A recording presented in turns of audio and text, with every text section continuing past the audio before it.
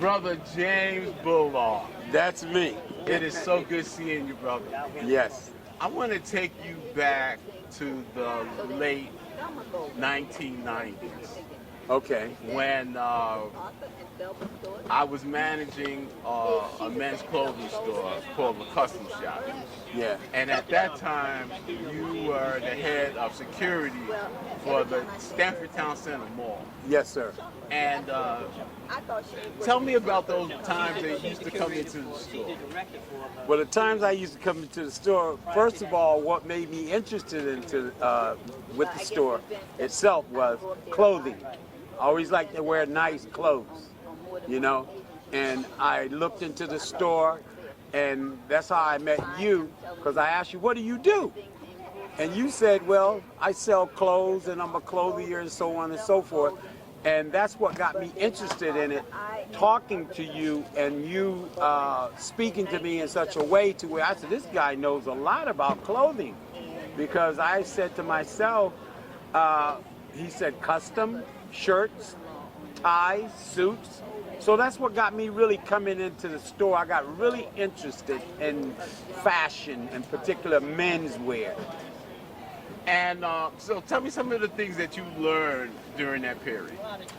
During that period, I learned one thing, one of the greater things about the material that was used as far as the thread count, the Super 100s as far as that's concerned. You know, the 100s, the 120s, the 130s, knowing that different seasons you will wear different types of those Super 100s. And also, the clothing, when it comes to shirts, custom-made shirts, the broadcloth and all of that, Egyptian cotton, that was very, very special to me to even learn about that.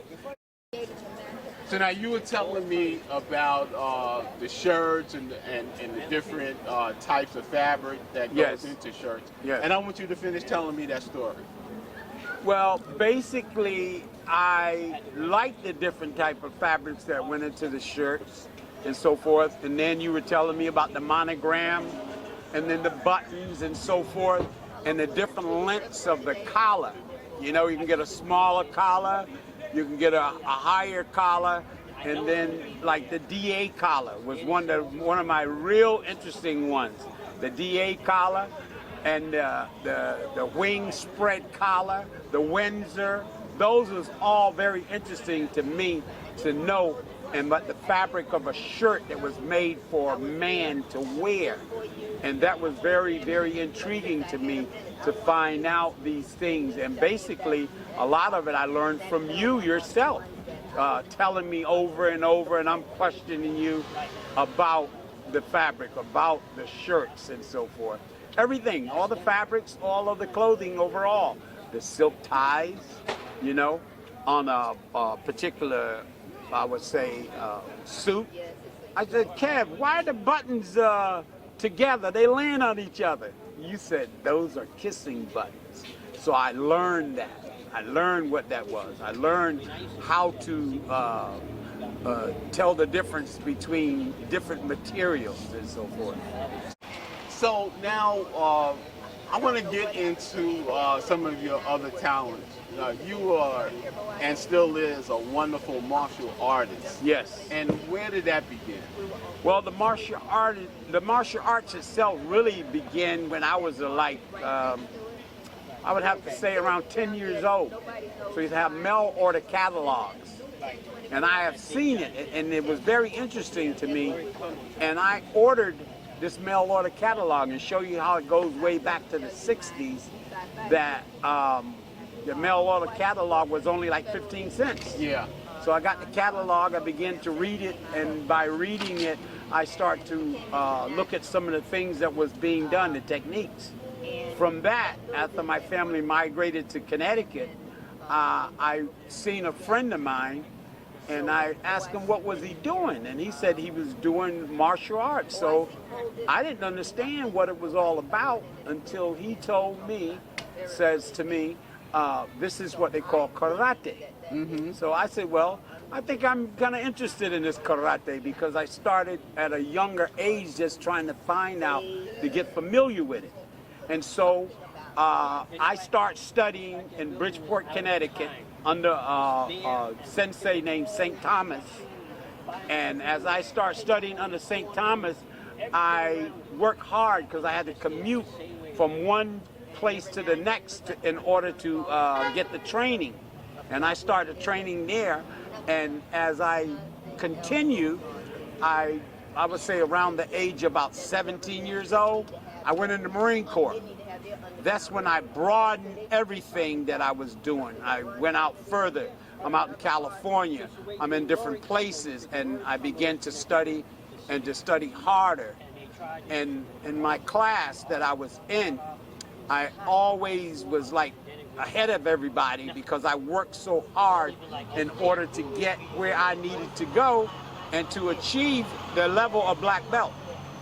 And when I achieved the level of black belt, I decided to continue, and so I began to get degrees.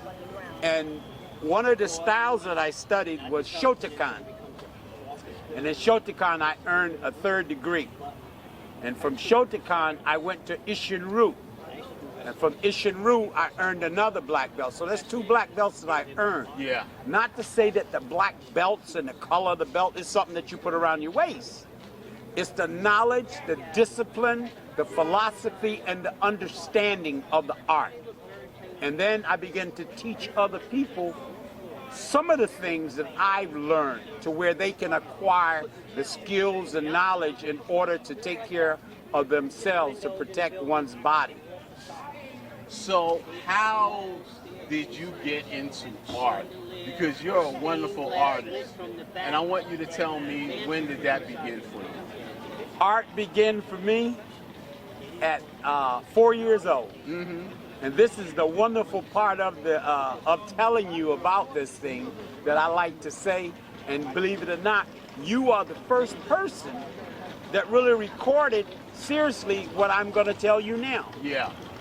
I was born in North Carolina in 1954. And by being born in North Carolina in 1954, I was in the Jim Crow era, time of segregation. You couldn't do this here, you couldn't do that there. Black water fountain, says colored. White water fountain, the bathroom was the same way. So I grew up into that. I had no other understanding about anything. And mind you, I'm only 4 years old. So at this particular time down in North Carolina, you did not have Head Start and you did not have kindergarten. Right. So I didn't even know, watch me now, listen to me. I didn't even know what a number was. Right. I didn't know what an alphabet was. Okay? But one day, God gave me the understanding. There was 2 trees. We lived on a dead-end street. I went up to this tree. It was an oak tree and a pine. And I looked down on the ground, and this is very important. I looked down on the ground, and I got me a twig about that long. And I got 3 of them, a large, a medium, and a small. Now again, I can't even spell art. I don't know what it is. And I took and looked down on the ground, the surface, down in Carolina, that nice ground. And it was dusty, so I went and got water. And I put on it, and I got a brick. And I smoothed it out, and I let it dry. And I just began drawing with a circle, an eye, a nose, a mouth. And I drew me, my mother, and my father. And I drew a house. And that's how my career started.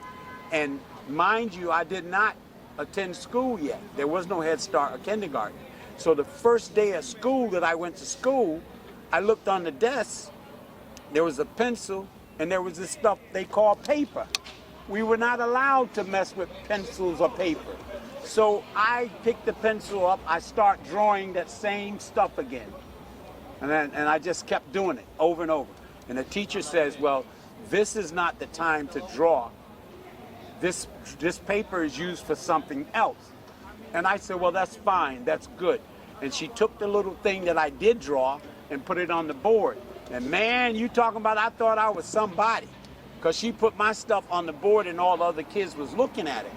Now, to fast forward, I continue drawing for the teachers, 5th, 6th grade, 7th, 8th grades. I'm drawing for the teachers, and I continue drawing and drawing and drawing, and I never stop. And I got what I call now Imaginary art. And imaginary art is a system that I came up with.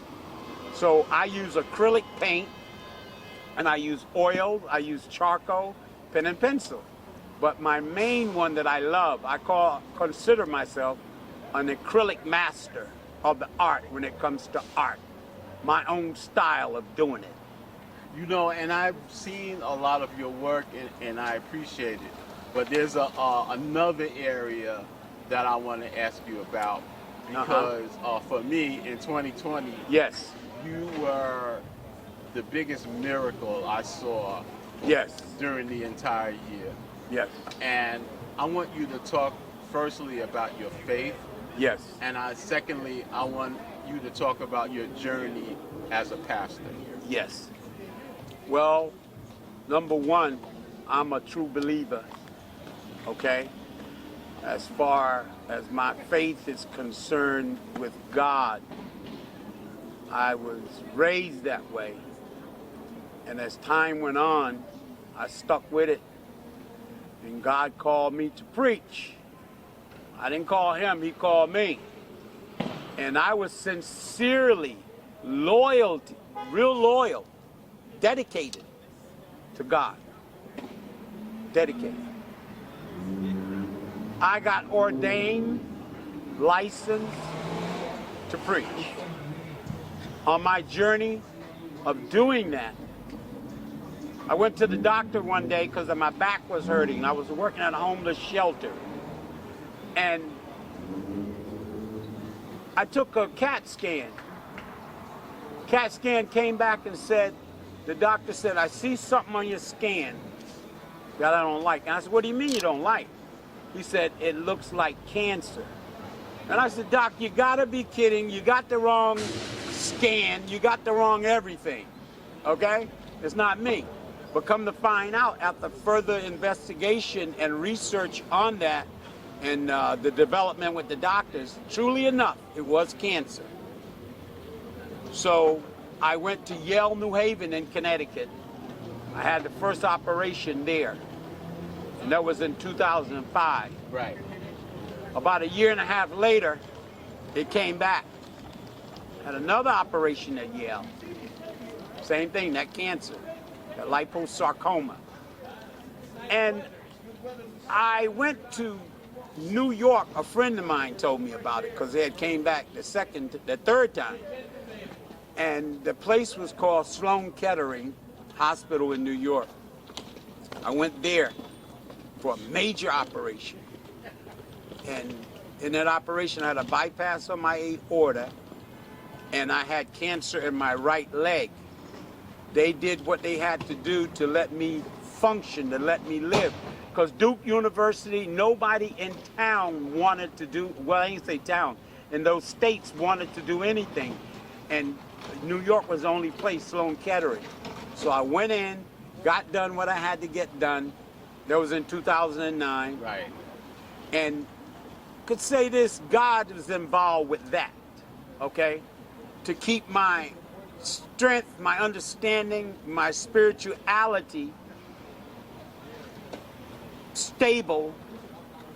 I knew God was in that, because Sloan Kettering, gotta say, they helped me to survive. They helped me to live, okay?